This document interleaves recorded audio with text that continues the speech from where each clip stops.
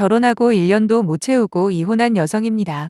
이곳에서 이혼 사연을 읽다 보면 정말 공감 가는 게 많더라고요. 그 중에서도 대부분 돌이켜보면 그때가 이혼할 타이밍이었구나 싶은 순간들을 떠올리시던데 저 역시도 마찬가지예요. 제게도 그런 사건들이 몇 개 있었죠. 물론 이런저런 이유로 참고 어떻게든 결혼 생활을 이어가 보려 노력해봤지만 아무런 소용이 없더군요. 굵직굵직한 사건들 위주로 말씀드려 보자면 일단 남편과는 2년이라는 길다면 긴 시간 동안 연애하고 결혼까지 했습니다. 남들처럼 평범하게 각자 모은 돈이랑 부모님 도움 조금 받아 신혼살림을 꾸렸고 처음 한 달 정도는 별 문제 없었어요. 아니 별 문제 없다고 착각했었죠. 우선 남편은 그냥 무던한 성격을 가진 남자예요. 크게 감정에 기복이 있는 것도 아니고 항상 한결같은 사람입니다. 그런 점잖은 모습에 반한 거이기도 하고요. 반면에 저 같은 경우에는 직설적인 편이에요. 좋으면 좋다 싫으면 싫다, 의사표현이 확실하죠. 특히 제가 가장 싫어하는 게 바로 앞뒤 다르게 말하고 행동하는 사람들이거든요. 왜 그렇잖아요. 마음에 안 드는 게 있으면 차라리 앞에서 대놓고 말을 해야지. 안 그런 척하면서 뒤에서 딴소리하는 인간들이 얼마나 많아요. 그런데 문제는 저희 시어머니와 시누이가 바로 그런 사람들이었던 거죠. 특히나 시어머니 같은 경우에는 정말 말씀을 곱게 하십니다.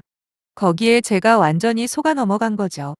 오죽하면 상견례 마치고 돌아오는 길에 친정 부모님이 다른 건 몰라도 시어머니 때문에 딸내미 마음고생은 안 하겠다며 저보고 저렇게 좋은 시어머니랑 만난 것도 엄청난 행운이라고까지 말씀하셨겠어요. 시누이 역시 시어머니와 비슷한 스타일인데 일단 말 자체를 엄청 조근조근하게 합니다. 거기다 상대방이 듣기 좋은 말만 골라서 하니 그때까지만 해도 저는 차라리 남편 때문에 고생하면 했지 시가 식구들 때문에 힘들 줄은 꿈에도 몰랐네요.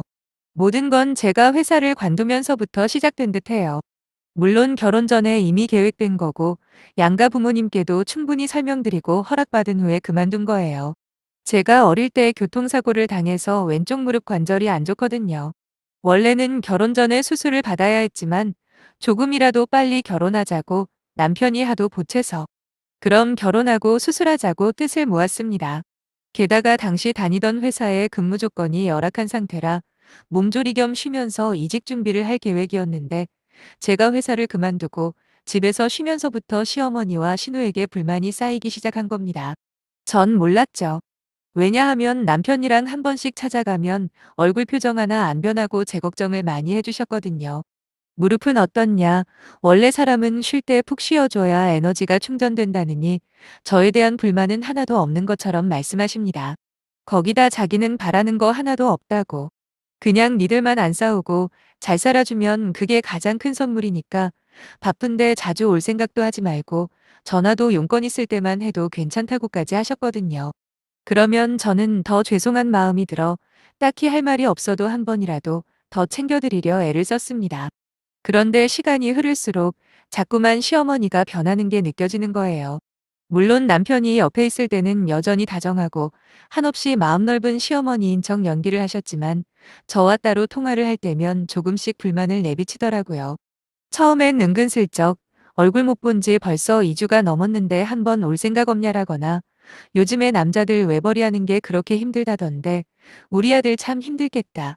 뭐 이런 식으로 이야기를 하시다가 점점 수위가 올라가기 시작하더군요. 나중에는 저한테 따로 전화해서는 자기가 자주 오지 말랬다고 진짜로 자주 안 오려고 하냐. 그리고 집에서 놀면서 전화 한 통화 할 시간도 없냐시며 저를 닥달하는데 정말 황당했습니다. 더 어처구니가 없는 건 아직 수술하고 완전히 회복도 안 된 거 뻔히 아시면서 도대체 일은 언제 시작할 거냐. 왜 우리 아들만 개고생을 해야 하는지 모르겠답니다. 나중엔 저보고 양심도 없다며 비난을 하시길래 저도 더 이상 못 참고 몇 번 받아쳤죠. 이직 준비는 착실하게 하고 있으니 조만간 건강 회복하면 알아서 할 거고 연락하는 것도 일주일에 한 번 전화드리는 거면 충분하다 생각한다고요. 그리고 그 전에 어머님이 이런 식으로 저한테 말씀하는 것 자체가 납득이 안 된다고도 말했어요. 남편 있을 때는 그렇게 자비로운 척 세상에 좋은 말만 하시더니 막상 저한테는 어쩜 이런 이중적인 말만 골라서 하시냐 따졌더니 이제는 저보고 말대꾸한다고 뭐라고 하시네요. 자기 아들 앞에서는 좋은 엄마이자 시어머니 코스프레 하면서 뒤에 가서는 딴소리하는 시어머니들이 있다고 이야기만 들었지 제가 직접 겪어보니 훨씬 더 끔찍했습니다. 그래도 시어머니가 이상한 소리할 때마다 바른 소리로 따박따박 받아쳤고 자기도 양심은 있었는지 조금씩 덜하긴 하더라고요. 대신 이번엔 시누이가 그 바톤을 이어받아 잔소리를 하는데 솔직히 시어머니한테도 할 말하는 며느리가 설마 시누이가 무섭겠어요? 시어머니한테 하는 것처럼 똑같이 해줬습니다. 누가 봐도 제가 틀린 소리 하는 게 없다 보니 결국 더 이상 선을 넘지는 못했죠. 그런데 문제는 바로 남편의 반응이었어요. 시어머니와 시누이가 근거도 없이 저를 비난하고 그럴 때마다 남편한테 일일이 전부 말한 건 아니지만 최소한 어느 정도 상황 파악은 해야 할 것 같아서 몇 번 이야기를 해준 적이 있습니다. 처음에는 도저히 못 믿겠다던 남편에게 실제로 통화하는 거 들려주기도 하고 내가 왜 거짓말하겠냐 충분히 설명을 했더니 제 말을 믿긴 하더라고요. 그렇다고 제 편을 들면서 같이 시어머니와 싸워주기를 원한 건 아니었습니다. 어차피 내가 할 말은 내가 하면 된다라는 주의거든요. 그래도 최소한 제 마음은 헤아려 줄 거라고는 믿었어요. 하지만 남편은 어떻게든 자기 엄마와 누나 입장에서 모든 상황을 설명하려 애를 쓰더군요. 정말 실망했습니다만 그래도 이때 시점까지만 해도 남편과 이혼을 결심하게 될 거라곤 생각도 안 했어요. 몇몇 문제들만 제외하면 그런대로 괜찮은 남편이라 믿었으니까요. 대신에 남편이 저와 시가 사이에서 애매하게 태도를 취하는 만큼 내가 좀 더 확실하게 나가야겠다 결심했습니다. 그 후로 시어머니나 시누이가 종종 저한테 따로 전화해 어이털리는 소리를 할 때면 저는 강하게 받아치곤 했죠. 물론 그렇다고 그쪽처럼 선을 넘거나 예의에 어긋나는 짓은 전혀 안 했어요. 또한 누가 봐도 납득이 안 되는 부분들에서만 날카롭게 대응했지. 모든 문제에서 시가와 각을 날카롭게 세웠던 건 아닙니다. 그런 일들이 하나둘 쌓이다 보니 이 못된 시어머니나 시누이가 저한테뿐만 아니라 남편한테 지속적으로 저에 대한 험담을 해왔던 모양이더라고요. 하루는 남편이 심각한 표정으로 이야기를 하자고 해서 연애 때 이후로 정말 오랜만에 둘이서 밤늦게까지 술을 마시며 진지한 대화를 나눴습니다. 솔직하게 말해서 시어머니나 시누이가 뻘소리할 때마다 참지 않고 받아치다 보니 제가 받는 스트레스는 진짜 적었거든요. 하지만 그 사이에 끼어 이러지도 저러지도 못하는 남편은 죽을 맛이었답니다. 그러면서 하는 말이 자기도 자기 엄마랑 누나가 저한테 심하게 할 때가 있다는 거 충분히 안다고 하지만 자기를 위해서 조금만 고분고분한 며느리가 되어주면 안 되겠냐 부탁을 하더라고요. 싫은 소리에도 그냥 알겠습니다. 죄송합니다 한마디 해주는 게 그렇게 어렵냐고 자기도 엄마랑 누나가 걸핏하면 전화해서 와이프 욕하는 거 듣는 게 너무 힘들다고 말하는 남편을 보며 생각이 복잡해졌어요. 이 정도까지 힘들었나 안쓰러운 마음도 들고 내가 너무 과민 반응을 보인 건가 싶기도 했거든요. 끝으로 남편이 그러더라고요. 제가 조금만 더 받아주고 마음 넓게 대처하면 얼마 시간 안 지나서 엄마랑 누나도 그만할 게 분명하다고요. 지금 와서야 하는 이야기지만 남편은 저희 친정에 나름 잘하는 편이었습니다. 물론 기본 성격이 소심한 탓에 제가 하자는 대로 해준 것도 있겠지만 그래도 그 정도면 잘했던 것 같긴 해요. 그런 부분까지 감안하다 보니 제게 남은 선택지는 두 가지로 좁혀지더라고요. 남편이 뭐라고 하던 그냥 지금까지 하던 대로 하고 싶은 말 다 하면서 사느냐. 아니면 화목한 결혼 생활을 위해 조금 참아보느냐 이렇게요. 결국 저는 최대한 남편 입장을 고려해서 마음은 그렇지 않지만 그토록 바라시는 고분고분한 며느리가 되어보기로 결정했습니다. 이런 일로 이혼할 생각을 하는 것도 웃긴 일이고 그렇다고 싸움닭처럼 굴어봐야 남편이 너무 힘들 것 같았거든요. 남편한테 노력해보겠다고 그러니까 너무 힘들어하지 말라 했더니 정말 아이처럼 좋아하는 거예요. 그때는 나 하나 조금 참고 모두가 편할 수 있다면 그것도 나쁘지 않다고 생각했지만 어차피 저의 완벽한 판단 미스였다는 걸 깨닫는 데는 그리 오래 걸리지 않았습니다. 처음엔 시어머니가 뭐라 해도 말대꾸 안 했습니다. 물론 시누이 잔소리에도 똑같이 반응했죠. 그냥 내내 하던가 또는 알겠어요가 제 대답의 전부였거든요. 솔직히 맞대응만 안 했을 뿐이지 그들이 전화해서 잔소리 늘어놓을 때마다 저는 그냥 딴 생각했습니다. 너는 떠들어라 나는 그냥 시간만 보내련다. 뭐 이런 식이었죠. 그랬더니 생각보다 참을 만하더라고요. 저는 속으로 내가 당신들 입장을 이해해서 참는 게 아니라 전적으로 나와 내 남편을 위해서야라며 스스로를 위안하며 지냈어요. 하지만 남편 말처럼 말대꾸안하고 고분고분한 며느리가 되어준다고 시어머니랑 시누이가 좋아지는 일은 절대로 없었네요. 오히려 제가 조용히 듣고만 있으니까 마치 드디어 며느리 길을 눌렀다고 생각했는지 점점 아나무인이 되어가는 겁니다. 한 귀로 듣고 한 귀로 흘리는 것도 어느 정도지. 급기야 제 귀를 의심할 만한 일까지 시키는 지경까지 가니 그땐 도저히 참을 수가 없겠더라고요. 하루는 시어머니가 저한테 부탁이 하나 있다고 하시길래 뭐냐고 물어봤습니다. 그런데 지금 생각해도 어이가 없는 게 제 상식선에서는 도저히 이해가 안 되는 부탁이었거든요.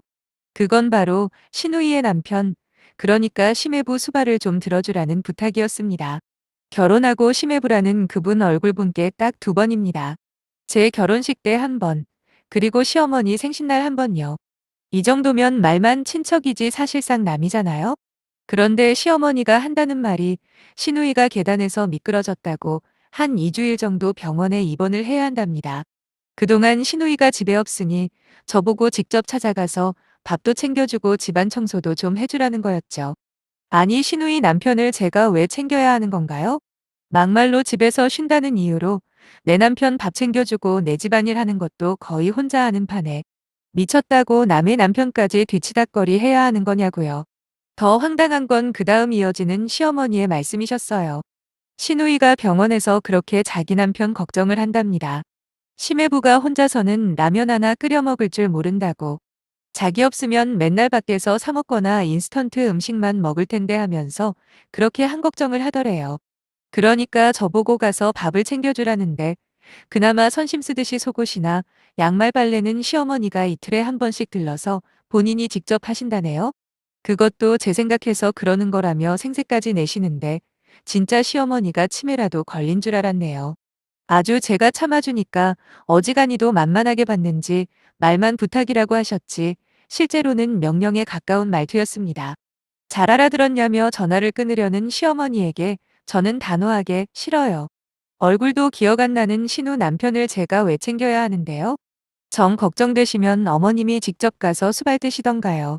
지금까지 참아드렸더니 진짜 해도 해도 너무하시네요, 네? 아무튼 전 못합니다. 그렇게 아세요. 하고 말하고는 전화 끊어버렸습니다. 물론 계속해서 걸려오는 전화는 전무 무시했고요. 혼자 열받아서 씩씩거리다 남편 퇴근하자마자 그대로 이야기를 했습니다. 근데 남편의 반응을 보니까 결국 저는 이혼이라는 단어밖에 생각이 안 나더라고요. 남편이라는 놈이 글쎄 웬만하면 좀 해주지 그랬어. 당신 어차피 집에서 쉬잖아 안 그래? 라고 말하며 오히려 자기 엄마 부탁을 거절했다고 저를 원망스럽게 쳐다보는 게 아니겠습니까? 그랬습니다. 결국 이놈은 자기가 노력하는 건 하나도 없으면서 일방적으로 저한테만 희생을 강요하는 그런 인간이었던 거예요. 모든 불화의 책임을 전부 제 탓으로 돌리면서 말이죠.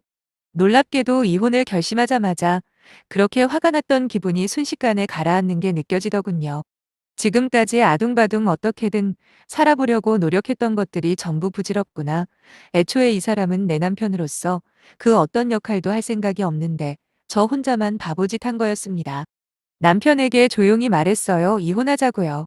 거지 같은 시어머니랑 시누이가 그 난리를 쳐도 당신 하나 바라보고 살아보려 했는데 이제는 그럴 이유가 사라졌다고 말했습니다. 남편은 제 입에서 이혼이라는 말이 나오자마자 갑자기 허둥지둥하면서 자기가 잘못했다고 못 들은 걸로 하라고 사정사정을 했지만 이미 제 마음은 정해진 뒤였어요. 곧바로 친정부모님께 이혼하겠다 알렸고 무슨 일 때문이냐 물어보시길래 1시간 넘게 조목조목 있었던 일들을 설명해 드렸습니다. 제 이야기를 다 들으신 아빠는 남편을 바꾸라고 하더군요. 한참을 통화하던 남편은 아무 말도 못하고 짐을 챙기는 저만 바라봤는데 그 모습조차 아무런 느낌도 받지 못했네요. 그 뒤로 이혼 절차를 밟고 결국 남남이 되는 과정은 따로 설명할 필요가 없을 만큼 순조로웠습니다. 다만 그 사이에 남편이 여러 번 찾아와 제 마음을 돌이키려 노력하긴 했어요. 그때 제가 그랬거든요. 사람이 태어나서 살아가는 가장 큰 이유가 바로 행복하기 위해서 아니겠냐고요.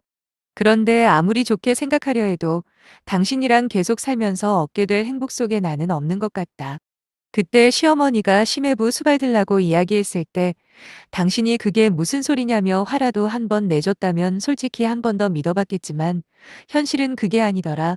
그러니 쓸데없는 시간 버리지 말고 조용히 놔줬으면 좋겠다고 차분히 설명을 했어요. 사실 남편의 사과에 진정성이 없다고는 생각 안 합니다.